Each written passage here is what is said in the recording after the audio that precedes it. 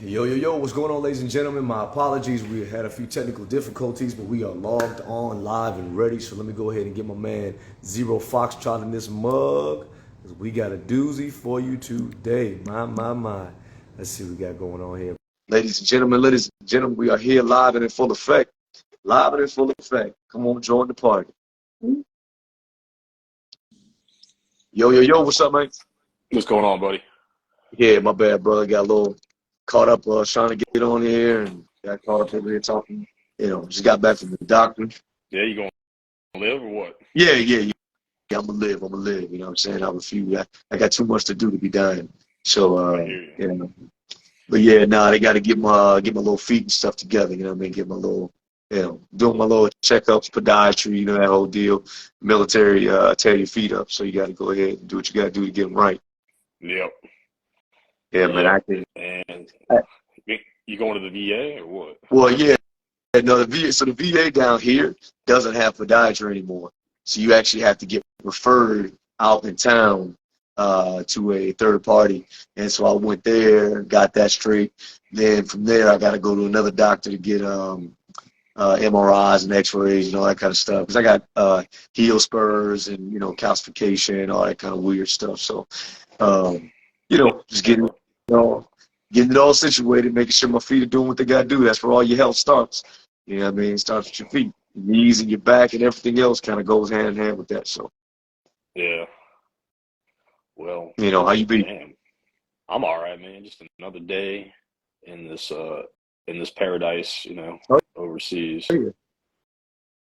Yeah, I know It's you're so excited. yeah, I love being out here. It's my favorite place in the whole wide world, man. I'm telling you. I'm Yeah. telling you. I'm actually sending these invites as well. Yeah. Trying to get them out, see if we can get anybody to come watch us run our fucking mouths. I'm telling you. These things I'll tell you what, and, man. Get a huh. lot of followers on Instagram, a lot of followers on TikTok. Yo, Cannot get anyone to follow that damn channel, bro. oh, I know, well, because it's more convenient. It's more convenient to jump on. It's more convenient to jump on. It's much more convenient to just jump on the things right in front of you. You know, um, Yeah, it's just more convenient to go down with that kind of stuff. It's easy. It's straight to the point. It's that kind of stuff. You can just click a quick button. You don't have to do anything special. Uh, you don't have to do anything special. Let me see. Yeah, that'll be good. Good. So that's how it goes. That's how it goes. We got a doozy for them today, though, so hopefully folks will jump in because it's going to be very interesting to see how it all plays out. yeah, yeah, You know, yeah. We'll see. We'll see if I get to keep my job after this one. I know, right? That's what we got. Okay, what's up, GG? Welcome to the party. Welcome to the party. Welcome to the party. Um, yo. Took right back. Love and Light and Love Healing Center. What's going on? Welcome. We're just getting situated, getting started. We got a very interesting show ahead of us. If you don't know it, if you haven't seen the post, we are talking about free speech, compelled speech, hate speech, and the trans movement, and so on and so forth, and so much more. And I want to, the first thing I want to say, and I want everybody to be very clear, anything that we talk about is never about people, but it's always about people. And I know you're probably thinking like, okay, what does that even mean? From a perspective of everything that we are analyzing, everything we're talking about is about society. It's about people as a whole. It's about where we're going as a society, what we're doing. It's never personal. And I think that's one of the things we have to understand about when we have these conversations and we're talking about stuff. Everything we talk about is about the specific issue itself. We're never attacking anybody. We're not coming at you personally. And so we want to disagree. We want to have those disagreements from a perspective of where it's open and clear dialogue. And that's the beautiful thing about being human beings. We have the ability to separate the two, professional and personal. So we are going to touch on some tough topics, though, and some people may feel a little bit offended about it, and we want you to voice your opinions on it. You know what I'm saying? Yo, what up, Griff, in the house? What's up, man? Welcome. All right. Doing our little PSA, our little introduction monologue. So, Yeah. I wanna jump out there. So I read this story that kind of I thought we could open up with this, and this actually isn't even on the free speech thing. This is just an article that I read on the way that I thought might be interesting to talk about. I read Okay. an article and apparently there was a situation where it was at a track and field competition, and there was a 9-year-old girl. She's doing her thing, and apparently during the competition, there was a grandfather of another student or another participant. The grandfather, I guess, allegedly began to yell and voice his concerns either toward the little girl and toward the officials, basically accusing the girl of being trans Okay. and saying, it's a girls' competition. Why are you allowing boys to participate? Now, the mother of the daughter, or the girl. Now, from my understanding, one of the things that I noticed in the article is said that the lady that commented was one of her mothers. So this may be a child of a lesbian or a gay couple or something along those lines. And so, and the young girl has a short haircut. And so the grandfather apparently yelled at her and at another participant who had a short haircut, and essentially voiced his concern that they were male participating in the female sport. And so he called for them to be disqualified. So this obviously sparked some issues, some controversy. So they began to go back and forth. The parent basically said, my daughter is cisgender or, assigned female at birth and still identifies as female. And so there's a bit of a controversy surrounding that whole issue. Now, what I found interesting was the man said that, his comments were taken out of context to further an agenda. The lady said that he was very inappropriate. The people who were the heads of the whole situation of the track meet, they all said, what his behavior was unacceptable. I don't have video, so I can't see what was said, what happened, or any of those things. What I will say, first and foremost, in any sporting event, I don't think adults should be yelling and cussing at kids or any of that stuff, during the event. Like, you go to these basketball games or football games, and the parents are berating the kids, you're effing trash and blah, blah, blah. Like, if you're an adult, you should not be yelling, talking trash, and talking crazy to the kids participating, to me. Mhm. You know what I mean? You can be excited, you can cheer, you can all that, but when I see parents like talking smack with the kids, like from a derogatory negative standpoint, to me, I don't like that. Like, that's just me personally. Like, when I hear, I hear parents in the audience, yeah, you're effing trash, and that's why you're this, that, and other. You da da da da. Like, bro, this is a kid, bro. Like, what are you talking about? Like, this is a child. You know what I mean? So to me, I just don't like that in the first place. And I think that him, if you have concerns of that nature, of, trans or some type of nature, if you have those type of concerns, to me, that should be something that's addressed, off to the side, personally or privately or separately. But to Well, yeah, go out and berate it, yeah, adult to adult, I mean, we learned it in the Marine Corps, a little thing called tact. right, And that wasn't very tactful. And also, like, you highlight yourself and you make yourself your own target. And then if you're wrong, then you look like an absolute, right, idiot, right, but I mean, it just goes to show you that people are really, really upset about this. Like, people right, are really, like, to the point where, like, they're willing to, go out on a limb and be like, hey, that kid looks trans, and right, they're talking about in the next few years, like, you're not even going to be able to tell, right, with the surgeries on the surface, until you get intimate with somebody, right, which we should definitely talk about later. That psychologically, you can really fuck somebody up that way. right, But yeah, it does sound like his behavior was pretty inappropriate and right, stuff like that. right, Just because a little girl has a short haircut. I mean, I right, haven't seen right, any of it, and if there's no video of it, then right.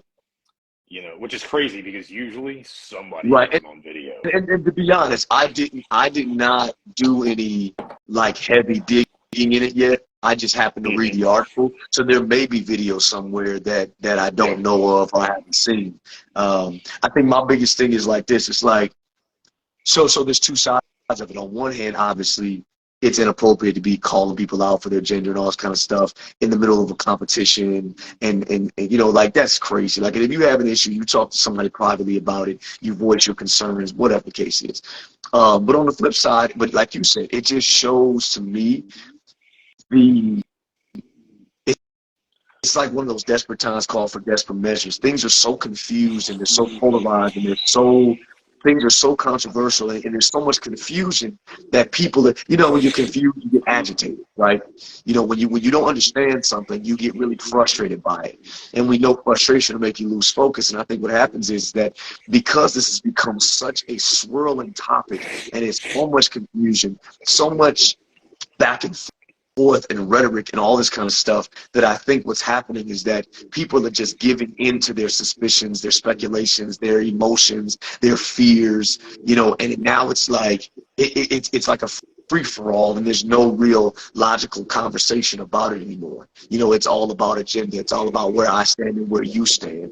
And it's like, at the end of the day, you know, this is what happens when we get away from basic kind of lines of understanding. You know what I mean? That's where we get, when the reality is, it's like this whole trans athlete thing is such a controversial thing, because the reality is, from a basic standpoint, you know, cisgender males or biological males, however you want to use that terminology, are different than biological or cisgender females. So we're not even getting into the gender identities. We're not getting into the, you know, dysphoria. We're not getting into any of those things. But just from a basic scientific perspective, there is a physical difference. And so when we start to say that that does not no longer exist, now you open the door to all kinds of different, you know, you get all different interpretations, and so you'll get things like that, and and then because of the sensationalism, and my bad, I'm gonna let you go, but because of the sensationalism of the media and the agendas and the political side of it, because I tell people all the time, we have a real big issue in society, and it's the trans movement. But it's not because of the people, it's because of the hijacking and the political weaponization of the movement.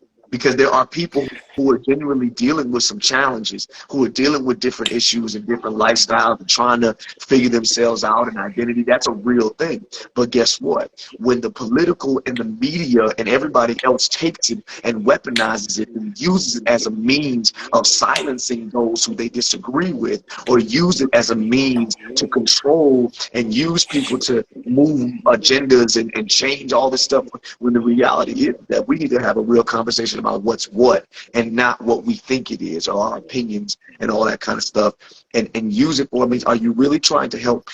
Are you really trying to help people, or are you trying to control people? And I think there's a real issue happening. You know, we saw Well, something similar. Go ahead. hey there, What up, what up, what up, Kira. here?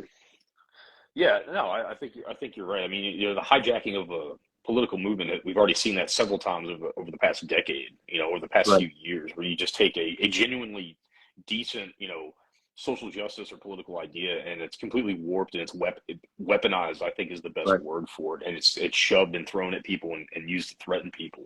You know, biologically, we talk about it all the time. Biologically, men and women are absolutely 100% different. We're built different. Honestly, we're built to be physically tougher. Not to say there's no tough women out there. That's not what we're saying at right, all. I'm just saying that, you know, pound for pound, we're made to put on slabs of muscle. right, Um, and so when you put you know, and there are certain sports that I think women can compete with men in, to a certain degree, but like, let's take MMA for, you know, when they had that trans MMA fighter go in there, just crush, basically just beating on women, like basically just beating on women. And yeah, then in Canada recently, they had a powerlifting coach. He went ahead. Our topic today is freedom of speech, free speech, hate speech, and we're also going to talk a little bit about the trans movement and how it relates to free speech and or coerced speech, forced speech, government, right, you know, mandated speech. yeah, You know, there was a powerlifting coach in Canada, I believe it was Canada. He went ahead and just identified as a woman, and then went in and crushed all the women's records for his right, weight yeah, I division. saw that, yeah. There And was a just rapper who decided to did go and do it. that too. Yeah. And they did that he did it not because he feels like he's trans. He just did it because he wanted to prove a point. He's like, it's not fair, is what it is. And I think the problem is we're teaching I think we're teaching young boys that it's okay that if you're not good enough in your own sport to compete against boys, that you can just pretend that you're a girl. Basically, pretend that you're a girl and go get your medals and your championships. And what we're teaching young women is hey, no matter how hard you work at life, a boy is going to come by and he's just going to beat you at what you've been training your whole life for. Yeah. You know, I think psychologically, I think it's going to be very damaging for young women in the future. And I think also this plays a part on the family units. You know, how are we teaching our kids that are coming up in this world to navigate all this shit, all these political and emotional minefields that they're going to have to navigate as they get older. And I think it's becoming more and more muddied because we've entered a stage where it's no longer like, hey, there's trans people, this is how they feel. You know, we took the trans movement and then it went further. They're like, oh, well, now that not only trans, you can be fluid in your gender. So you can wake up and feel masculine in the morning and feminine at night. Right. And we'll take it an even step further. So now not only am I gender fluid, I don't like my pronouns. So now I can basically just make up pronouns. I mean, it's an unlimited amount of pronouns. I think there's something like 82 or 62 genders. Yeah. I was looking at I know in New York, they have like there's 46 genders or something like that in New York. And then there's like the pronouns are like zygote, like they have all these like zigzag, like it's all these different pronouns. And it's kind of like, you know, and like I said, today is not necessarily the conversation about all this stuff, but it is related though, because, you know, we're getting into a place where it's like there is, like I said, there's confusion. Like there's no real clarity on what's what, you know.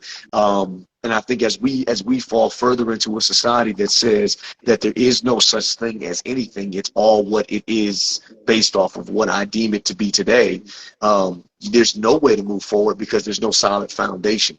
And this is not taking away from anybody who does feel awkward or off in their own system or their own body. We actually got a request to come on to the live. Is it a real one this time? Is it a real one? Let's see, Micah. Let's see. Except we're going to bring in our first guest, Micah, who wants to join the live. Go live and see if he's still there. Let's see if he's going to jump on.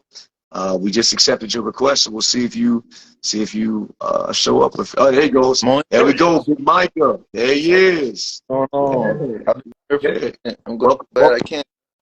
Was it episode 14, our first guest on the show? Hell yeah. Oh no, y'all. What's going on? So just so you guys know, for those who don't know, who is Micah. He is a poet. He is a brand owner. He does all kinds of stuff, man. He's talented. You know what I mean? This is his brand that he's wearing. So go check him out. You can follow him. He's a great guy. You know what I'm saying? At least as far as I know, he might have some double life I don't know about. You know what I mean? But he's a good dude, and so he does poetry down out of Jacksonville, Florida. For all of our people who do not live in Jacksonville, he is out of Jacksonville, but he would love to come to your city and share some of his talents. So please, he'd like to take his talents to South Beach like LeBron James or somebody else. But anyway, so what are your thoughts? So just so you all know, people who are just joining in, we have our topic today is free speech, compelled speech, hate speech, and we're talking a little bit about the trans movement. We're talking a little bit about how that relates to free speech and how it relates to culture and how it's affecting everything going on.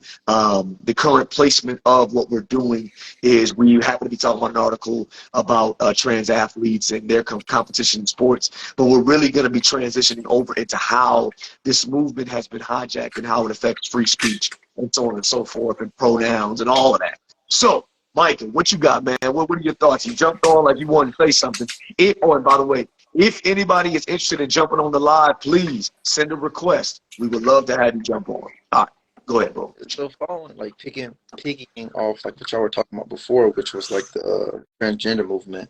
I like to think like a lot of the people I've met, especially people who like actively participate in that movement, they do have like, from what I've seen, they have like genuinely good like intentions, but I think there's like a fine line between like, you know, approaching it from like a logical standpoint and approaching it from like a emotional standpoint. You know, naturally, like, you know, when you really believe in something, you invest a certain amount of, you know, emotion into it. But I don't think that really meshes well when it comes to like this movement, like how y'all were talking about the MMA fighter who was able to go in there and just declare himself a woman. Like there's one thing to like want people to be able to uh, express themselves in a certain way, but then there's another thing to like allow them to physically express themselves in like physical sports. If you know what I'm saying. So Yeah, no, yeah, yeah, I feel you. I mean, I think that yeah, there's clearly, like you said, the fine line. I mean, because I mean, right now, because I think about like women. So I know when I was in the Marine Corps, and like I said, Zero Foxtrot, you can attest to this. There was some bad women in the Marine Corps. There was some young ladies in the Corps that were tough, Yeah. were strong. They could compete. They would, they could fight. They could do all of that. But at the end of the day, like I say, like for example, yeah, if Alex, Zero Foxtrot, you guys didn't know, if he decided to go, and transition to a weightlifting competition in a women's competition, it might be a little challenging for the women who have worked their lives to do this, because if you haven't noticed, Zero Foxtrot is now a small guy. You know what I'm saying?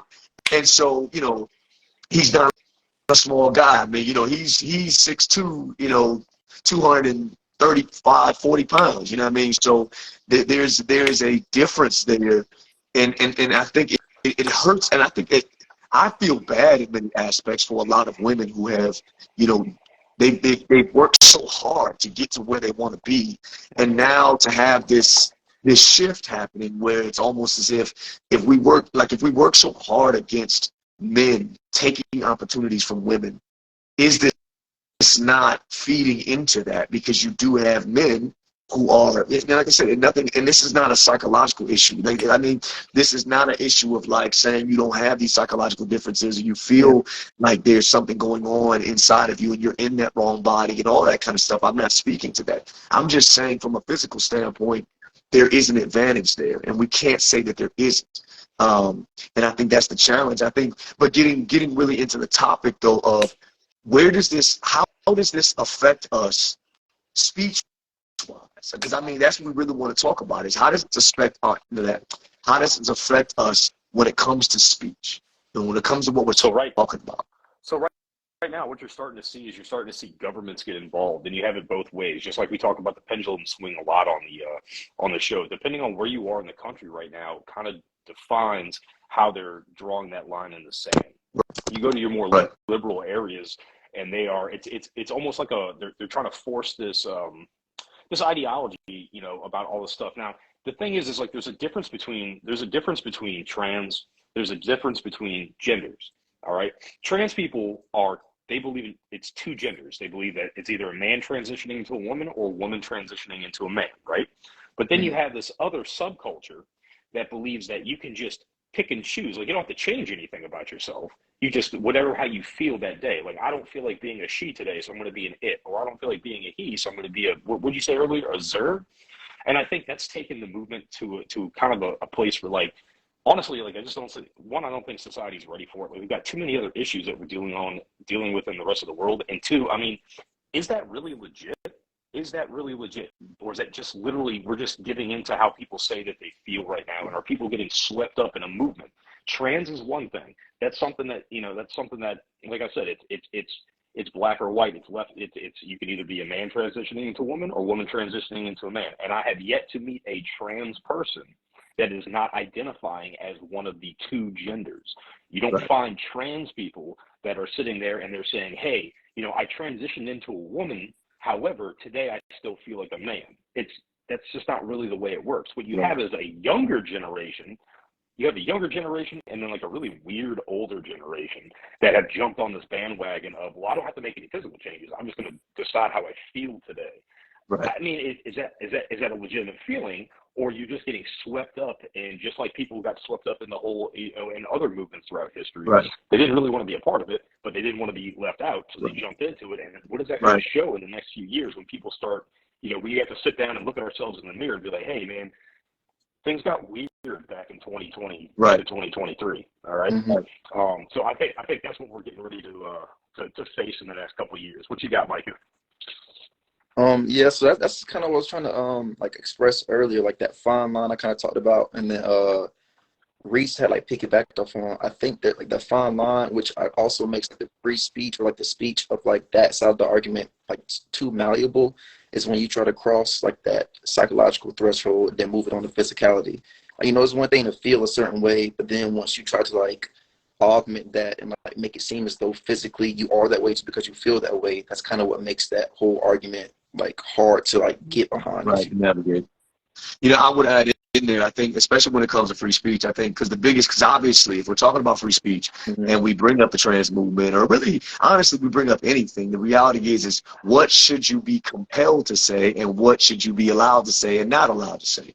I have noticed that when it comes, particularly the free speech argument always is surrounding or better yet, the trans movement is always surrounding the free speech argument, because it's talking about obviously what the pronouns, you know, like how I identify and how what you should be saying and what you shouldn't be saying and what you should be allowed to say and what you should not be allowed to say. I know that, you know, obviously he's controversial, but, you know, Jordan Peterson, his big argument in Canada, because he's from Canada, because in Canada they made a law. They put forth a law that said it was compelled speech. You had to use the pronouns of whatever that person identifies with, period. There is no, like, it's law. It's not, we encourage you to, it's not, you know, we'd appreciate it. It's not a matter of, you know, we think that you should because it's better for society, etc. It was a law that said you have to.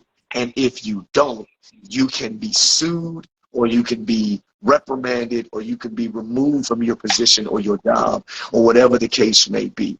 And that's where we have this fine line issue of free speech versus compelled speech. How far should the government, what kind of power should the government have over your mouth? And I think that's the issue. Yeah, no, I definitely, I agree. I don't think the government, you know me, I don't think the government should tell us anything to do, because I don't even want to pay taxes. So definitely don't tell me what I can and cannot say. You know, the First Amendment provides that right. You can say, to an extent, anything that you want, as long as you don't incite violence against people, as long as it's not directed to spur people into violence against other people. So my biggest issue is I have questions. Like, how the hell am I supposed to know what your pronoun is of the day? Are you going to wear a sign? Is there going to be a special tattoo? What is the defining mark? Because I can look at you and I can look at both of you and see that you're both a man, okay? And that means that I can address you as men, right? So I know how to introduce myself. I know how the conversation's going. Same with most women. Yeah. But if I walk up to somebody who looks like a woman but feels like a man today, are they just going to let me know after that? I have questions, and the problem is we're not allowed to ask those questions. I don't like that. That's the problem. And then you have the government that steps in, and they're like, well, if you don't know, if you get it wrong, or if you disagree with it, you're going to be put in jail, you're going to get a fine, you're going to lose your position. Now, that's only going on really in Canada, but you're going to start seeing it in the United States, not so much from the government, you know, sanctioning people, but more along the lines of businesses being like, well, you know, John got, you know, Miranda's pronouns wrong, so we're going to have to fire him because we don't want a lawsuit on our hands. And so they can actually use our own system against us. I don't want to say us, I mean to us against them, but people will be able to take advantage of the system to push an agenda in the future. And, you know, we've seen that in the past, and we're going to see it again, and we're even seeing it right now. Yeah, no, I agree. I think the issue becomes, and you made a good point. There's something I want to jump out there and say. You made a very good point that you're not allowed to ask the question. Like, that's something people should be very worried about, right? You should be, I tell anybody, you should be very wary of anything that you cannot question, or you cannot ask about, or you cannot speak on. I think that's something we should really be aware of. And I think that we're in a situation now where, think about it, I've always found it interesting that when it comes to freedom of speech, right, oftentimes it's looked at like from the conservative side of things. You look at it from a perspective of they're looked at as the conservatives are anti-everything, and they just want a right. They just want the right to say derogatory stuff, right? They just want a right to be offensive. And it's kind of like, well, like what was mentioned before, is like, if you're going to have an